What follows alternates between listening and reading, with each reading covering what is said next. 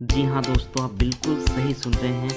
पटवारी भर्ती बिल्कुल रद्द होगी। इसके बहुत से कारण हैं। आप वीडियो को पूरा देखिए, आपको सारी चीज़ें समझ आ जाएगी, क्योंकि यहाँ पर सभी परीक्षार्थियों के लिए, सभी विद्यार्थियों के लिए बहुत बड़ा धोखा हो रहा है। आरएसएम एसएसबी जो है बहुत बड़ा धोखा कर रहे हैं। दोस्तों, इस वीडियो को पूरा देखने से पहले चैनल को लाइक शेयर सब्सक्राइब जरूर कर लीजिए। मैं बहुत ही महत्वपूर्ण 3 बातें बताने वाला हूँ, जिसके आधार पर आप खुद कह सकते हो कि ये निश्चित रूप से रद्द होगी परीक्षा। सबसे पहले तो मैं आपको ये बात क्लियर कर देता हूँ कि ये 6 पारियों में एग्ज़ाम होने वाला है, और ये आपका 6/1/2021 से लेकर 24/1/2021 तक चलने वाले हैं, और ये आप सभी को पता है। पर मैं जो 3 बातें आपको बताने वाला हूँ, जो कि सभी अभ्यर्थियों के लिए धोखा होने वाला है, और ये निश्चित रूप से ये पटवारी भर्ती परीक्षा कोर्ट में जाएगी और रद्द होगी, वो जानने के लिए आप चैनल को सब्सक्राइब। देखिए, मैं आपको 3 बड़े कारण बता रहा हूँ। देखिए, सबसे पहली बात बताता हूँ, ये एग्ज़ाम आपका 6 पारियों में होने वाला है, ठीक है? ये चीज़ आपका क्लियर है, ठीक है? अब देखिए आप, यहाँ पर सबसे पहली बड़ी बात बता रहा हूँ। तीसरी जो बात है, वो यदि आप सुनोगे तो आप वास्तव में सोचोगे कि यार, ये वास्तव में कैसे हो रहा है हम सभी के साथ। तो वीडियो को पूरा देखिए, आपको सारे डाउट क्लियर होने वाले हैं यहाँ पे। फर्स्ट बात मैं बताता हूँ, ये एग्ज़ाम 6 पारी में होने वाले, तो निश्चित रूप से जो पेपर के पैटर्न आएंगे, वो सभी के पेपर के पैटर्न सेम होंगे, है ना? सभी के पेपर के पैटर्न सेम होंगे। अब देखिए आप, जो सबसे पहले एग्ज़ाम देगा, उसके लिए सब कुछ नया होगा इस एग्ज़ाम में, ठीक है? उसे ये नहीं पता होगा कौन से सब्जेक्ट के, कौन से टॉपिक के कितने सवाल आएंगे। आपको ये पता नहीं होगा कि पेपर का लेवल कैसा होगा। आपको कुछ भी पता नहीं होगा। आप सिर्फ तैयारी करके जाएंगे और वहाँ एग्ज़ाम देंगे। तो आपके लिए सबसे पहले एग्ज़ाम देने के लिए, जो देखिए आप ए से सी तक कैंडिडेट सबसे पहले एग्ज़ाम देने जाएंगे, उनको एग्ज़ाम के बिल्कुल भी एग्ज़ाम के बारे में पता नहीं होगा, तो ये इनके लिए सबसे बड़ा लॉस है। तो बताइए, ए से सी के लिए लॉस हुआ कि नहीं? ठीक है। फिर दूसरी बात सुनिए, तीसरी बात बहुत ज़्यादा महत्वपूर्ण है, दूसरी बात सुनिए। देखिए, दूसरी बात ये होती है कि आप देखिए, जब अगले आप जैसे जैसे स्तर पर जाते हो, तो आपके सामने इनके पेपर मिल जाते हैं, तो आपको अनुमान लग जाता है ये पेपर कैसा आ रहा है, ठीक है? हाँ, तो धीरे धीरे क्या होता है, अगले वाले जो विद्यार्थी होती है उनको बेनिफिट होने लगते हैं, ठीक है ना? उनको पेपर का पैटर्न बिल्कुल सेम पता चलने लगता है। और ये बात एलडीसी का जो एग्ज़ाम हुआ, उसमें साफ देखा गया था कि जो पीछे के एग्ज़ाम्स हुए थे, उनमें पेपर बहुत ईजी आए थे, बहुत बिल्कुल सेम पैटर्न से आए थे, और उन सभी विद्यार्थियों के नंबर सेम आए थे, बहुत ज़्यादा आए थे, हाई।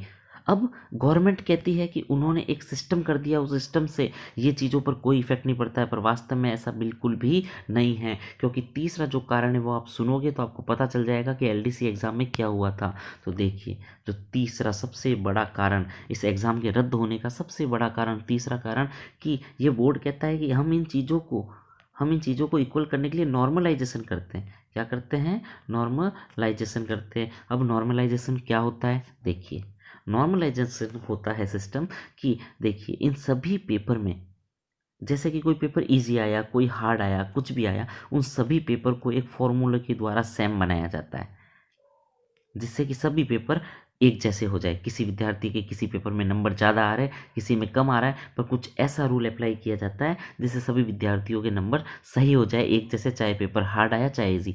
बट जो एलडीसी के एग्ज़ाम की बात करूं मैं, एलडीसी का जो एग्ज़ाम हुआ था, इसमें देखिए, ये केवल 4 पारी में हुआ था, जिसमें भी इतना कुछ अंतर आ गया था। मैं आपको बता रहा हूँ, एलडीसी के फर्स्ट पेपर में जिन विद्यार्थियों के 120 हो रहे थे, वही चौथे में 140 नंबर हो रहे थे। और जब नॉर्मलाइजेशन का रूल लगाया गया, तो कुछ भी फर्क नहीं आया। 120 वाले विद्यार्थियों के 125 नंबर हुए, ठीक है, पर 140 वाले विद्यार्थियों के 140 ही रहे, या फिर 138 हुए, इससे कम नहीं हुए। तो क्या बताइए आप, नॉर्मलाइजेशन सही है?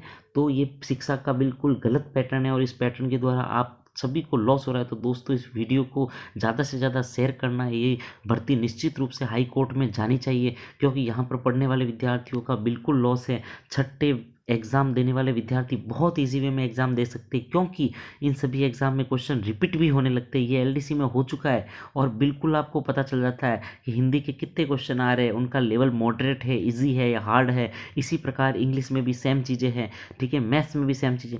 तो आप खुद देखिए कि छठे वाले का पेपर कितना ईजी हो जाता है। और बीच में टाइम देखिए आप, 10 से लेकर 24 तक 14 दिन का टाइम मिलता है, और 14 दिन में तो पटवारी का एक बार कोर्स भी करा जा सकता है। तो आप चीज़ चीज़ को यदि समझ रहे हो तो इस वीडियो को शेयर कर लीजिए अपने सभी दोस्तों को। निश्चित रूप से ये जो भर्ती है वो कोर्ट में जानी चाहिए, क्योंकि हाँ, क्योंकि जो वास्तव में सफल विद्यार्थी है, जो वास्तव में अभ्यर्थी तैयारी करने वाले हैं, उनको यहाँ से लॉस होते हैं। ए से सी नाम वालों, इन्होंने क्या गुनाह किया कि इनका एग्ज़ाम सबसे पहले करवा रहे हो आप, ठीक है। तो ये चीज़ बिल्कुल गलत है। यदि आप एक साथ इतने लोगों का एग्ज़ाम नहीं करा सकते तो ये आपकी खामी नज़र आती है कि गवर्नमेंट जो है, इतनी बड़ी गवर्नमेंट एक एग्ज़ाम को नहीं करवाती। एक एग्ज़ाम को 6 पारियों में कराना पड़ रहा है और सभी के पेपर अलग अलग बनाने पड़ रहे हैं। तो इससे निश्चित रूप से नकल होने की संभावना भी बढ़ती है और विद्यार्थियों का 100% लॉस होता है। दोस्तों, कैसी लगी इन्फॉर्मेशन शेयर कीजिए और ज़्यादा से ज़्यादा दोस्तों को शेयर कीजिए। कमेंट बॉक्स पे कमेंट कीजिए, मुझे इंतज़ार रहेगा आप सभी के कमेंट का